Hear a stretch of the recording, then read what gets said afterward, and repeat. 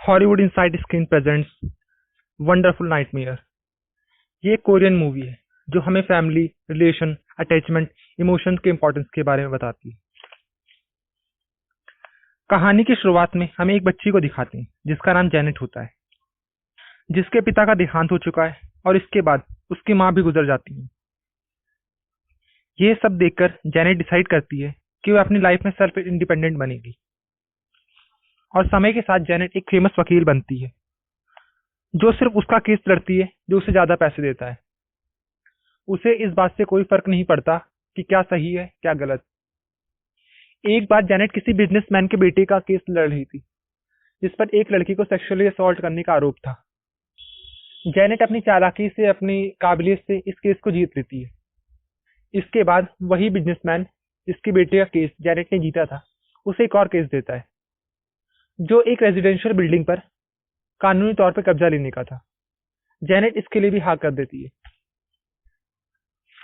फिर हमें दिखाते हैं कि जेनेट कहीं कार से जा रही होती है, तभी उसका एक्सीडेंट हो जाता है और जब उसकी आंखें खुलती हैं तो वह अपने आप को एक नई जगह पर पाती है। इनफैक्ट जेनेट हेवन में होती है। वहाँ हेवन इंचार्ज यानी देवदूत जेनेट को कहता है कि वह एक मिस्टेकन आइडेंटिटी है, यानी किसी और औरत की जगह उसे ले आया गया है, और बताता है अगर वह अपनी बॉडी में वापस जाना चाहती है तो उसे किसी और वुमेन की बॉडी में जाना होगा और उसकी लाइफ जीनी होगी। नेक्स्ट सीन में जब जेनेट की आंखें खुलती हैं तो वह अपने आप को एक वुमेन की बॉडी में पाती है जो एक एवरेज फैमिली से होती है। ये देखकर जेनेट को कुछ समझ में नहीं आता कि वह क्या करे। रूम से बाहर आती है तो वह देखती है कि जेनेट के 2 बच्चे भी हैं। जेनेट बहुत अजीब सा व्यवहार करती है। उस औरत के हस्बैंड और बच्चों को समझ में नहीं आता कि ऐसा क्यों कर रही है। तभी जेनेट के सामने स्वर्गदूत आता है जो बताता है कि उस औरत का नाम नैन्सी है और तुम्हें 1 मंथ तक उसी की बॉडी में रहना होगा। जेनेट को कोई जवाब नहीं सोचता कि वह क्या करे। अब जेनेट की मुलाकात नैन्सी के दोस्तों से होती है जो सभी एक एवरेज फैमिली से होती है। तो जेनेट उनके बीच काफी अनकंफर्टेबल सा फील करती है। उसे वहां पता चलता है कि नैन्सी अपनी एक्स्ट्रा इनकम के लिए कुछ एनवेलप को फोल्ड करती थी जो अब उसे करना होगा। घर में नैन्सी का बिहेवियर काफी वियर्ड होता है। रात को जब उसका पति अपने कपड़े उतारता है तो जेनेट चौंक जाती है। जेनेट नैन्सी के पति पर बहुत चिल्लाती है। वह उस पर आरोप लगाती है कि उसने कम उम्र की लड़की से शादी की और अपनी जिम्मेदारी उस पर डाल दी और बिस्तर उठाकर बाहर सोने चली जाती है।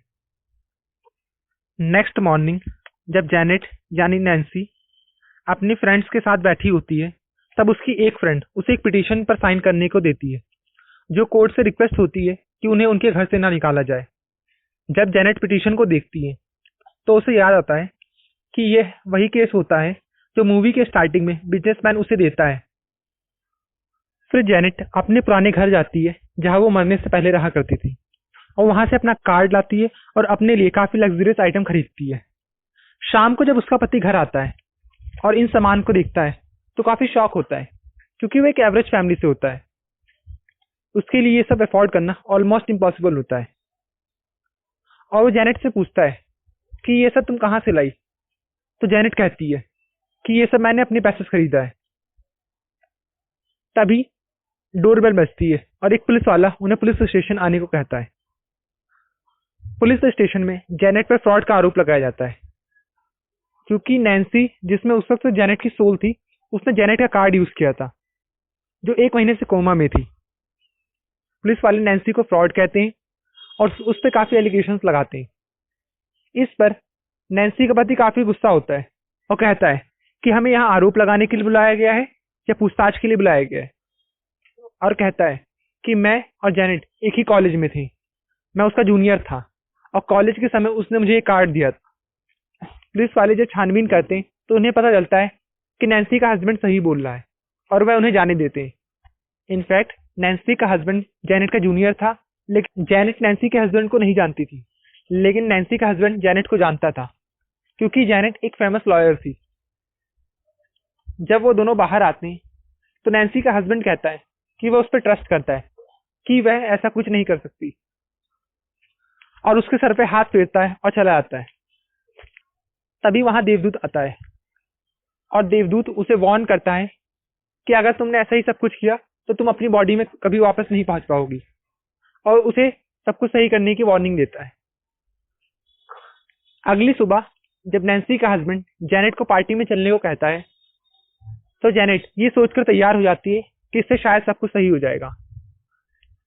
वहां पार्टी में नैन्सी के हस्बैंड का बॉस नैन्सी के हस्बैंड के प्रपोजल को रिजेक्ट कर देता है। इस पर जेनेट उसे काफी कुछ सुनाती है। इस बात से गुस्सा होकर नैन्सी का हस्बैंड जेनेट से कहता है, तुम्हें ये सब करने की क्या जरूरत थी, वो मेरे बॉस हैं। फिर तभी नैन्सी के हस्बैंड का बॉस वहां आता है और जेनेट की काफी बेइज्जती करता है। इस पर नैन्सी का हस्बैंड अपने बॉस पर एक पंच मारता है और वहां से निकल जाते हैं। इसके बाद वह दोनों एक बार में जाते हैं, जहां जेनेट कहती है कि तुम्हें अपने बॉस पर हाथ नहीं उठाना चाहिए था, वे तुम्हें नौकरी से निकाल देंगे। तब नैन्सी का हस्बैंड कहता है कि तुम्हारी रिस्पेक्ट मेरे लिए सबसे ज्यादा इंपॉर्टेंट है। तब जेनेट पूछती है कि तुमने लॉ कॉलेज क्यों ड्रॉप किया। तो नैन्सी का हस्बैंड कहता है, जिस वक्त मैं कॉलेज में था तुम मेरे पास थी और एक मेरी प्यारी सी बेटी मेरे गोद में थी। मेरे पर तुम दोनों की रिस्पॉन्सिबिलिटी थी, इस वजह से मुझे कॉलेज को ड्रॉप करना पड़ा। अब जेनेट के मन में फीलिंग डेवलप होना स्टार्ट हो जाती है। अब वे फैमिली का सही से ख्याल रखने लगती है। अगले दिन नैन्सी के बच्चे को दिखाते हैं जो चलते चलते गिर जाता है। तभी एक आदमी जिसने वहां दुकान लगाई होती है नैन्सी के बच्चे को उठाता है और चोट पर बैंडेज लगाता है।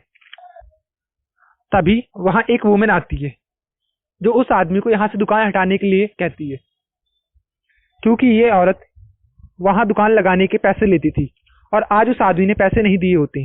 हालांकि वह आदमी कहता है कि वह पैसे शाम को दे देगा, लेकिन वह औरत नहीं मानती। तभी वहां जेनेट आ जाती है और उसे कहती है कि जो तुमने सारी बिल्डिंग्स में होर्डिंग लगा रखी है तुम्हें उसका पैसा मिलता है, और कुछ कानून की धारा बताती है। इससे वह औरत वहां से डर कर चली जाती है।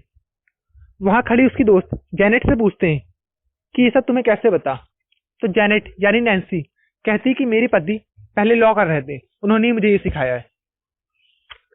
अगली सुबह नैन्सी की बेटी जेनेट से कुछ पैसे मांगती है, क्योंकि वह हमेशा स्कूल जाते वक्त अपनी माँ से पैसे लिया करती थी। लेकिन जेनेट कहती है उसे पैसे के बदले एनवेलप फोल्ड करना होगा, जो नैन्सी किया करती थी। इससे नैन्सी की बेटी चिढ़ जाती है और वहां से चली जाती है। अगले दिन वह सभी एनवेलप फोल्ड कर देती है और जेनेट उसे पैसे दे देती है। जाते वक्त नैन्सी की बेटी कहती है कि वह अपने किसी दोस्त के घर जाएगी। जेनेट उसे छेड़ते हुए कहती है कि क्या वह डेट पर जा रही है। इसके बाद नैन्सी की बेटी अपने दोस्त के घर पहुंचती है, जहां उसका दोस्त उसे सेक्सुअली मॉलेस्ट करता है। नैन्सी की बेटी रोते हुए घर आती है, जहां जेनेट के पूछने पर उसे सब कुछ बताती है। अगले दिन जेनेट नैन्सी की बेटी के साथ प्रिंसिपल के पास जाती है, जहां वह लड़का अपने लॉयर के साथ मौजूद होता है। आज जेनेट के सामने बिल्कुल वही सिचुएशन होती है जब वह एक बिजनेसमैन के लड़के का केस लड़ रही थी, जिस पर एक लड़की को सेक्सुअली असॉल्ट करने का आरोप था। बट आज इस सिचुएशन में थोड़ा अंतर होता है। उस वक्त उसने उस लड़के का फेवर लिया था और उसे बचा लिया था, लेकिन आज उसकी बेटी का सवाल है। इसे देखकर जेनेट काफी उदास होती है और वॉशरूम में जाकर रोने लगती है। और जब वह वापस आती है, उस लड़के का लॉयर उससे कंपनसेशन की मांग करता है, लेकिन जेनेट सब कुछ रिकॉर्ड कर लेती है और उसे कहती है कि अब वो उसे नहीं छोड़ेगी, और वहां से जाने लगती है। तभी वह लड़का जेनेट से बदतमीजी करता है। जेनेट उसे एक पंच मारती है और बाहर निकल जाती है। अब जेनेट को ये फैमिली अपनी लगती है। वह सभी का ख्याल पूरे दिल से रखती है, क्योंकि परिवार का प्यार, बच्चों का प्यार जो उसे बचपन से कभी नहीं मिला, वह अब मिल रहा था। एक दिन नैन्सी का बेटा चलते चलते अचानक गिर जाता है। जब उसे अस्पताल ले जाया जाता है तो डॉक्टर उसे बताते हैं कि उसके आंख के सामने क्लाउड छा जाने के कारण उसे दिखना बंद हो गया, और ये एक जेनेटिक बीमारी है, यानी एक जनरेशन से दूसरी जनरेशन में पास होती है। तभी वहां देवदूत आता है। जेनेट उसे बताती है कि ये बीमारी तो उसके परिवार वालों को है, तो इस बच्चे को कैसे हो गई। देवदूत कहता है कि अभी तुम उसकी माँ हो, इसलिए तुम्हारी बीमारी उसको भी हो गई। और देवदूत उसे ये भी बताता है कि तुम्हारा वक्त पूरा हो गया है। लेकिन जेनेट इस बॉडी को नहीं छोड़ना चाहती। ये फैमिली अब उसकी फैमिली है, और वह वहां से भागने लगती है।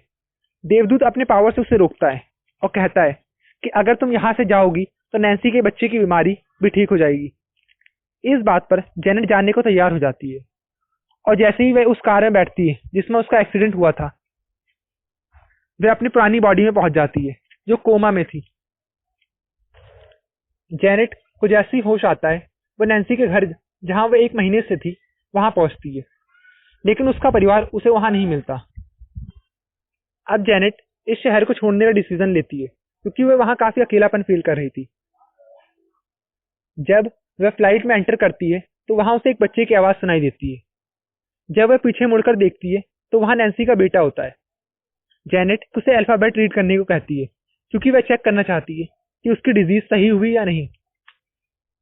वहां नैन्सी का हस्बैंड और उसकी बेटी भी मिलती है, लेकिन कोई जेनेट को पहचान नहीं पाता। लेकिन जेनेट के चेहरे पर एक स्माइल होती है और यहाँ ये मूवी एंड हो जाती है। ये मूवी 2015 में रिलीज हुई थी। इसकी IMDb रेटिंग 7.1 है। बॉक्स ऑफिस पर इसका कलेक्शन $6.6 मिलियन था। Thank you.